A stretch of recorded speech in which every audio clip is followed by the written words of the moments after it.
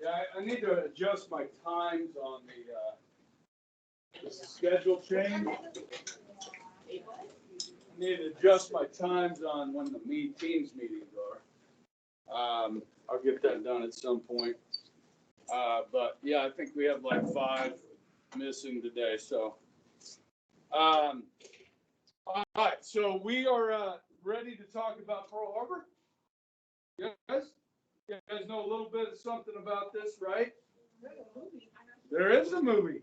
Okay. Oh no. So let me give you some background on this. Okay. I mentioned this yesterday.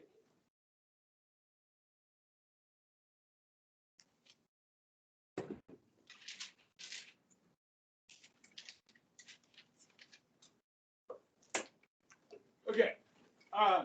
So we had done an all-out embargo, trade embargo with Japan. Okay. And that happens, I think, September. Okay. And this man, Hideki Tojo, nicknamed the Razor, is going to come to power over the Japanese military.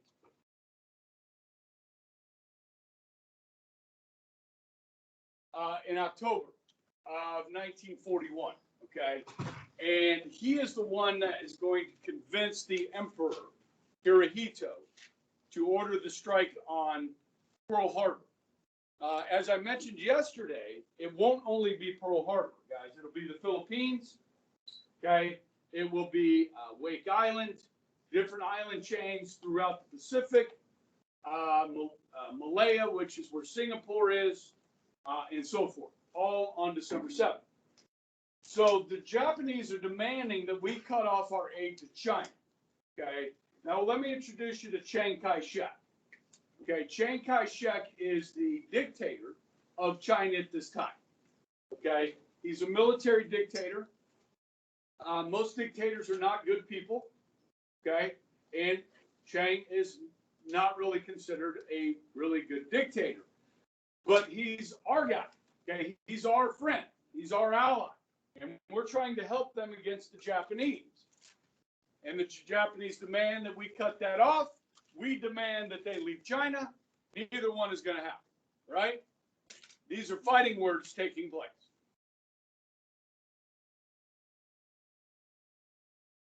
And we'll be talking quite a bit about Chiang Kai-shek both today and in the future, okay? Now, the United States has been working vigorously to break the Japanese naval code. Okay, so when the Japanese communicate with their Navy or in between their Navy, they don't use Japanese. Because we have people in the United States that speak Japanese too. Yes? So we would be able to listen into those conversations. So they used a code. All right? And we'll talk about the German code when in the next module, okay? And the American code that we used in the Pacific. Some of you guys know what that was, right?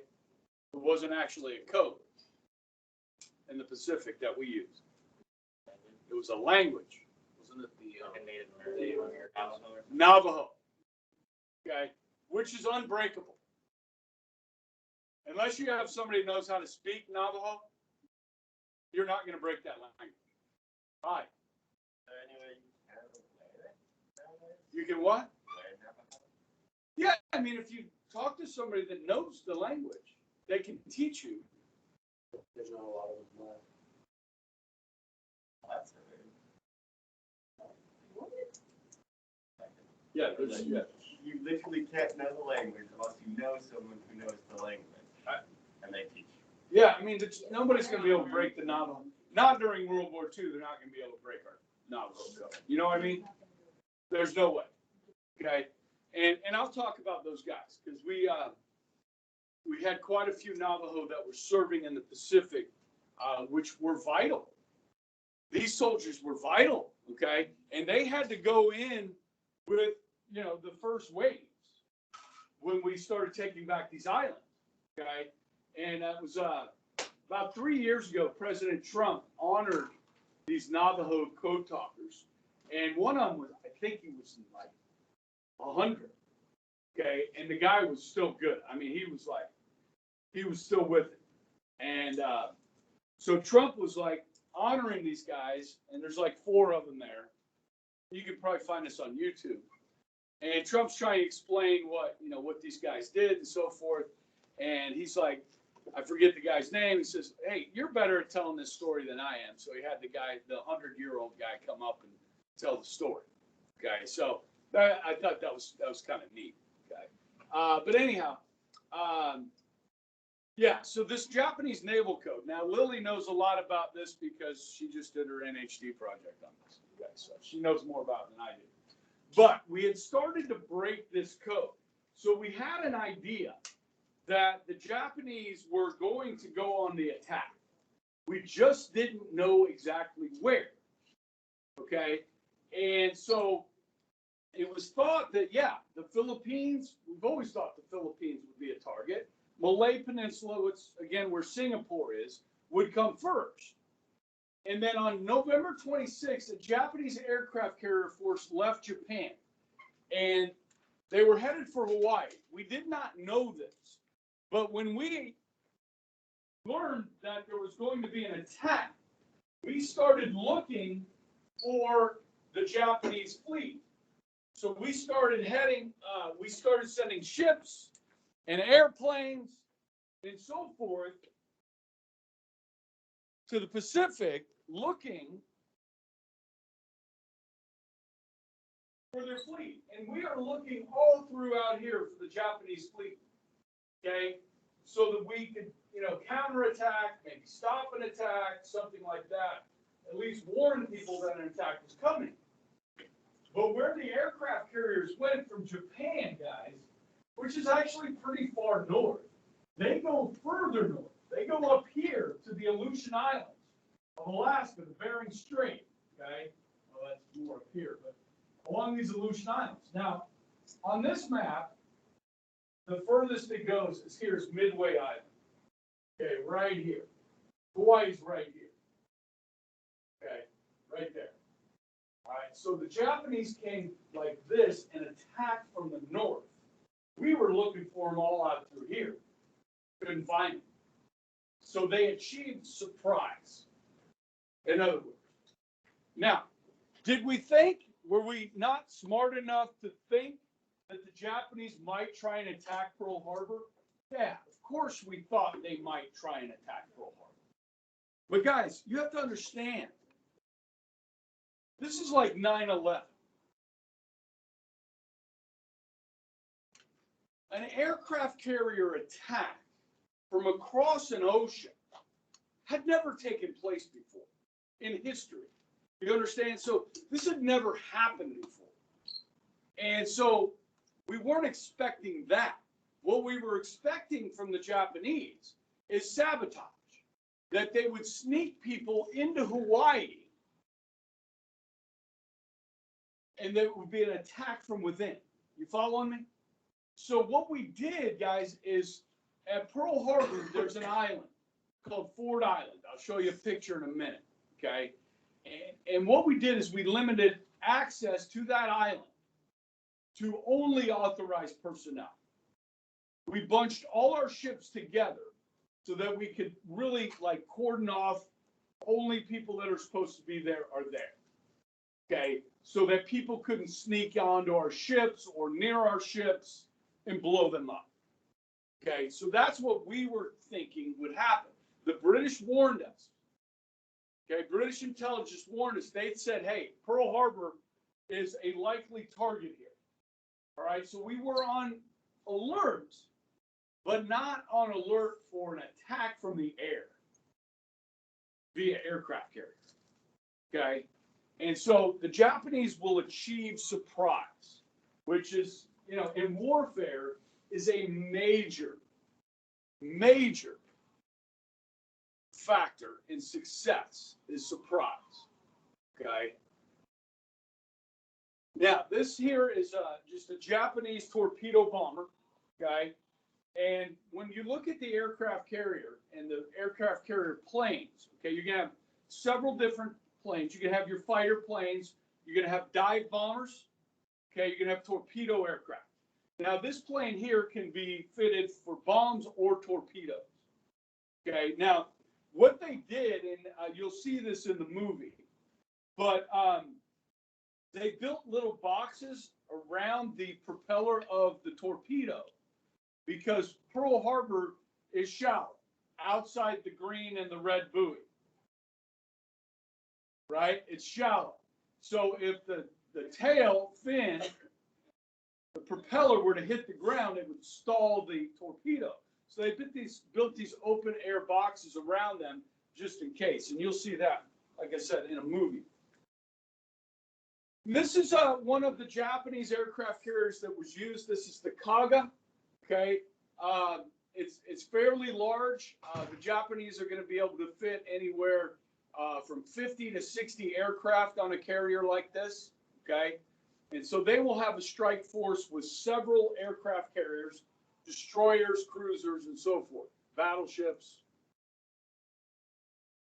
And then this picture is actually taken by the Japanese, okay, on the morning of the attack.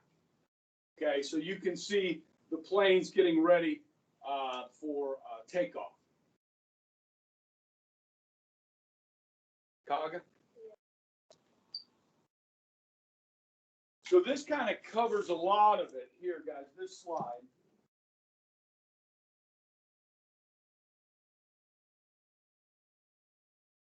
All right, so you look at the date and the time, okay? It's just before 8 a.m. Okay, it's December and you're in Hawaii. It's paradise. Have any of you guys been to Hawaii? Is it paradise? Yep. It's pretty, isn't it? So if you're a sailor, what are you doing on Saturday night? Going out and having a good time, right?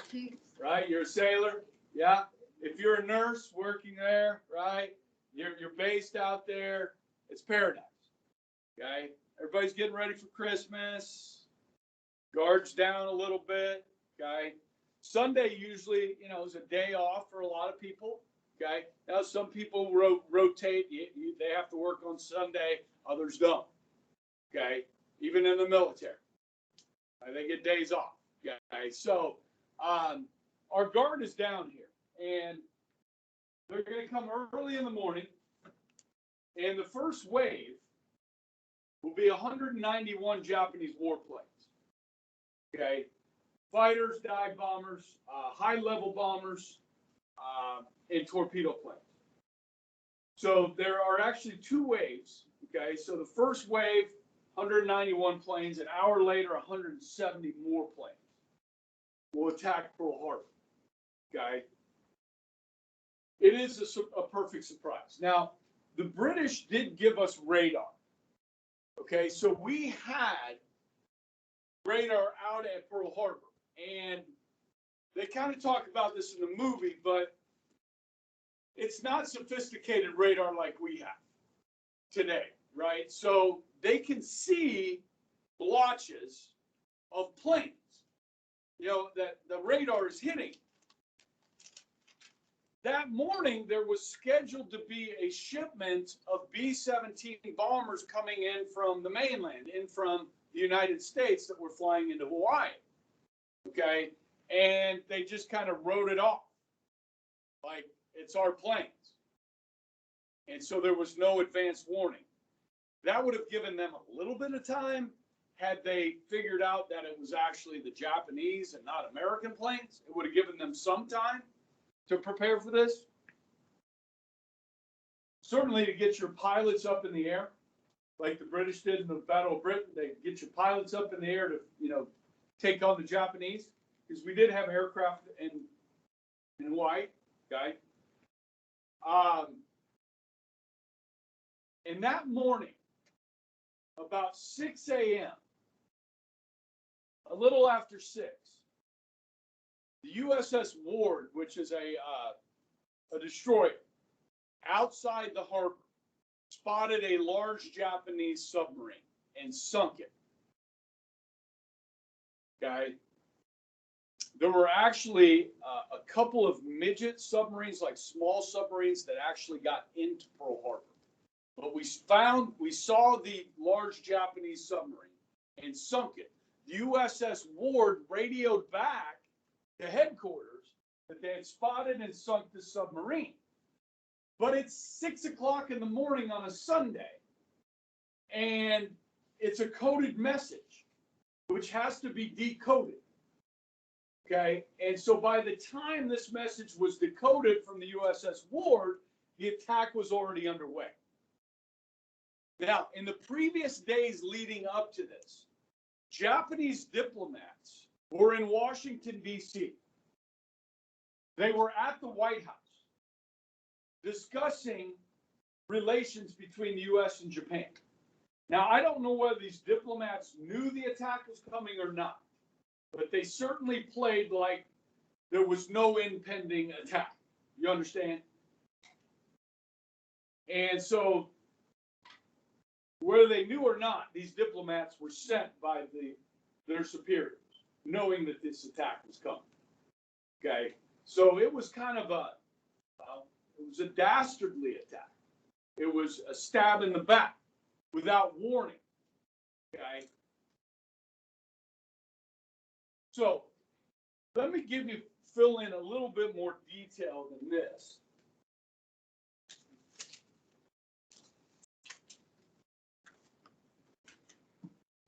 My wife got this for me like 20 years ago when I became a history teacher.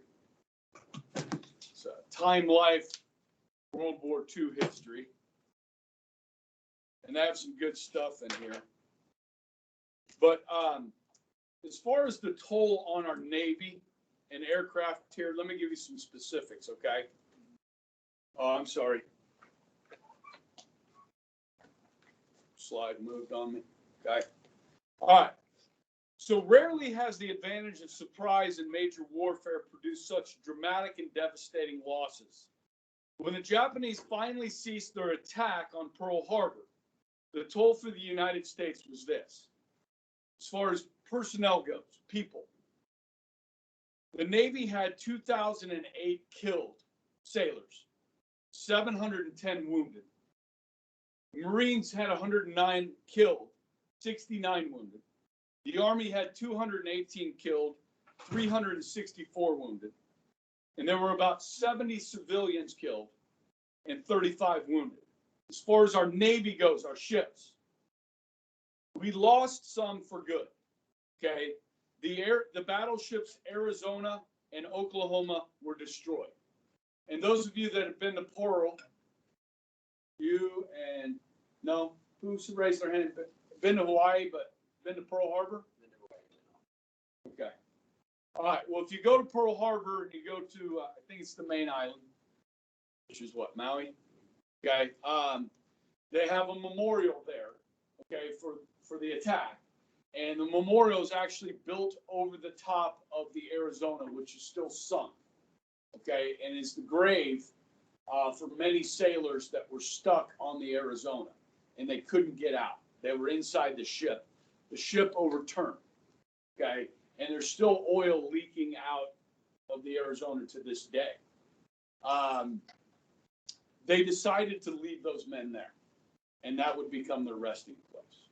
Okay, instead of going in and taking them out, and I'm sure families were consulted on this and so forth. Okay,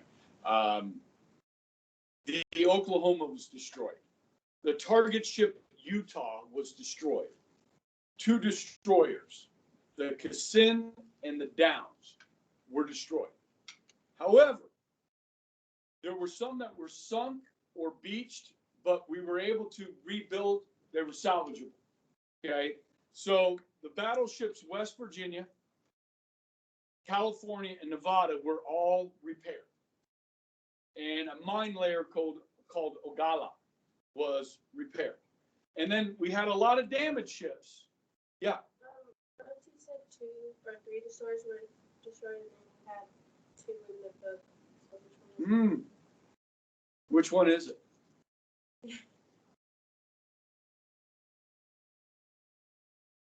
I don't know. I don't know. You know, like. Yeah, it's 2 or 3. You can't just lose a ship like that, though. Talking about the U.S. government here. Just kidding. Okay, damaged battleships. The Tennessee, the Maryland, the Pennsylvania were all damaged.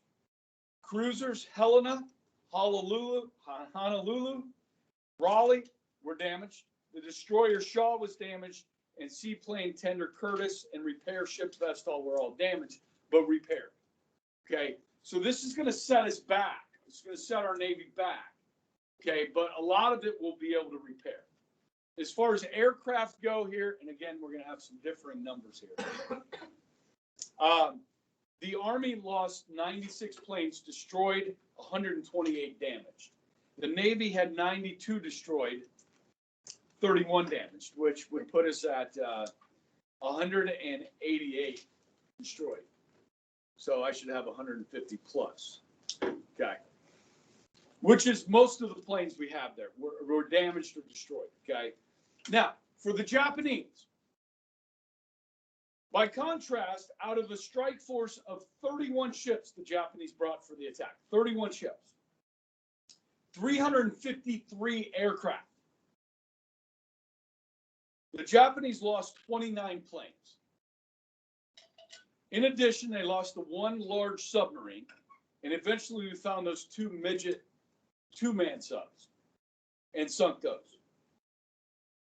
Total deaths for the Japanese, 64, plus an unknown number of crew members aboard the large submarine, which would probably be, somewhere around 50. Okay. So yes, this was a major victory for the Japanese. Okay. But what they did was they awoke a sleeping giant. The sleeping giant, the United States, that did not want to get involved in war. This major event is going to change attitudes in this country overnight. It's going to change attitudes in Congress overnight. It's going to change the attitude of the president overnight, immediately. Sam.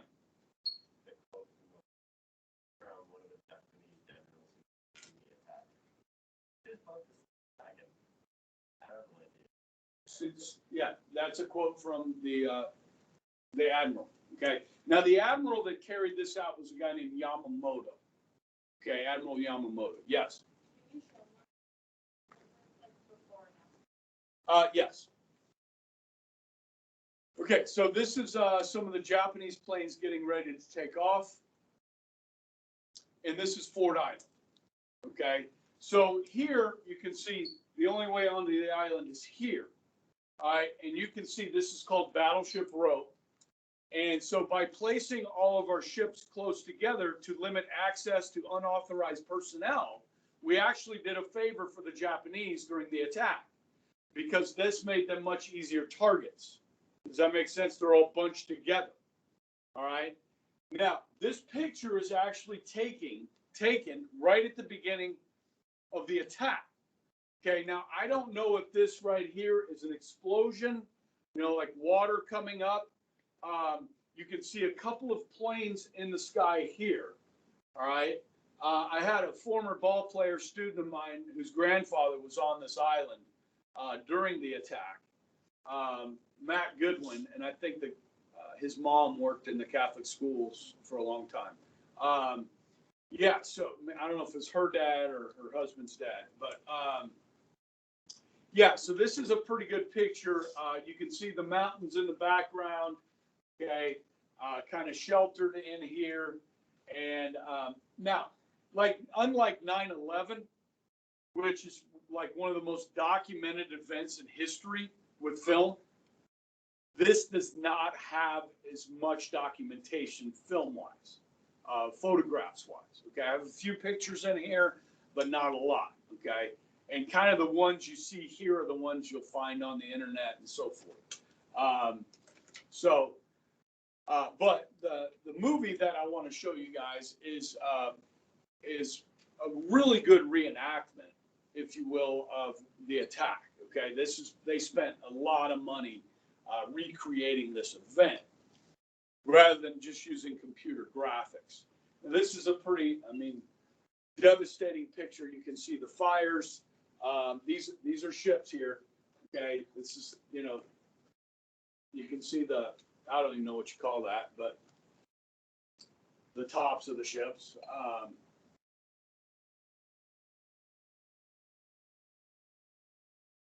And another one there. And you can see this is an overturned ship. This may be the Arizona or the Oklahoma. Okay.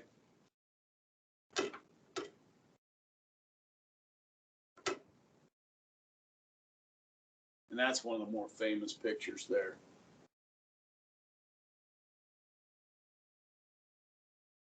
So by destroyed, do you mean like you no longer know where they're at, like for the ships, or They- they just they can't be were- repaired? Beyond repair, sunk, or, I mean, some of them were sunk and we got them out. But some of them, well, the Arizona, I think is maybe the only one that's still down there. Yeah. Don't they do anything about the oil? Oh, it's just a little, you know, I mean, it's not like a bunch of oil. It's just, you know, it's been 75 years, so there's still just every now and then a little thing, you know, will come up. And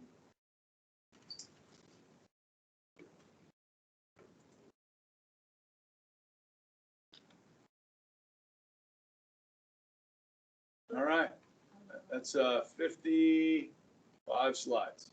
Okay. Well, this chapter goes through Pearl Harbor. Okay, now let me talk about the conspiracy theory. Okay, Can you put like dramatic music effect? you want some music? Just so that it would work.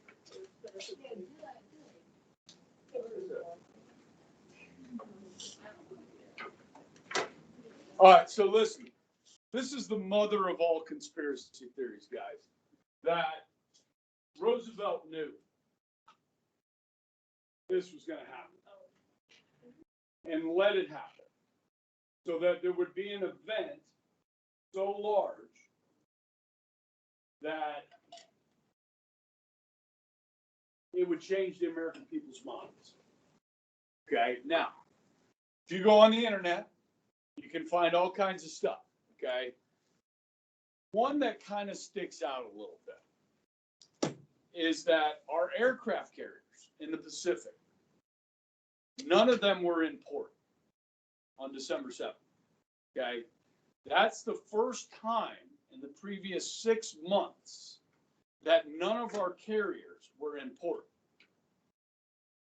Okay, so some people think that Roosevelt purposefully moved the carriers out of Pearl Harbor because he knew that we would need them to win the war so that they wouldn't be attacked. Okay, I don't buy it. It's like 9/11, you know, these conspiracy theories about 9/11. Okay, that how did we not know? I mean, of course we knew Pearl Harbor was a likely target. I told you guys what we thought was going to take place. Nobody could have predicted an aircraft carrier force coming across the Pacific and striking us like this. And it's hard for people to fathom what happened on 9/11, where passenger jetliners, which over the previous 40 years, there had been hijacked aircraft, right? But they had always wanted ransom, or they wanted people released from prison. So you generally complied, or they just wanted to find a few Americans on this plane or Jews and kill them. You know what I mean? Nobody could fathom that these people would take over these passenger jets and use them as missiles against civilian targets. You know what I mean? It's hard. It's easy in hindsight to come up with conspiracy theories, but you got to put yourself in a pre-December 7th mindset here. You can't look back at it from after the fact. Yeah. Also, why would he bunch the ships together if he's going to be a area like that? Right. Yeah. And I don't buy it. Okay. But there are people that do, and there are people who believe that we didn't land on the moon.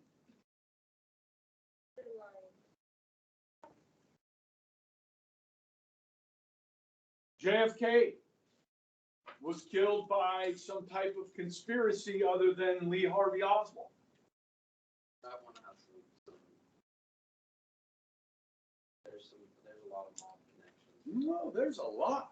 There's a lot of good conspiracies with that. If I had to pick one, I'd pick Lyndon Baines Johnson, How was it killed? the vice president. He did it? I think he was behind it. If there is a conspiracy. Yes. Yeah.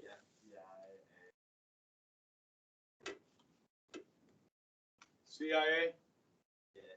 Yeah, They're behind a lot of stuff. yeah. And the worst part is half of it's actually true. Well, I mean, there's a lot. I mean, one of the things about the Kennedy thing was that, Bobby Kennedy was the attorney general under JFK's younger brother. Speaking of nepotism, Bobby Kennedy was really hard on the mob. I mean, he went after him, okay? And some people feel that Oswald was used as a stooge, like they set him up. And I don't know what's true. Trump said he was going to release all the secret documents, but I don't know if he ever did. Okay. I mean, the documents were supposed to be released 50 years after the assassination, and they haven't really released everything on that, from what I understand. Yeah. The two biggest pieces of evidence that I've heard that are like pretty strange is, well, there's a lot of mob connections, but then there's eyewitness testimony of a man like witnessing a secondary bullet hit the ground beside him, and then if you go to the spot in the street, there is a bullet mark from that bullet, which is a completely different trajectory than the one that was hit by, or that the president was hit by. And then also there's, I think it's this, there's Zapruder film. yeah, exactly. Yes, the That man was- on the grassy knoll. Yeah, it was a film that reportedly showed someone on the grassy knoll, but was taped over by the U.S. government for no apparent reason. Sam, I'm ending this.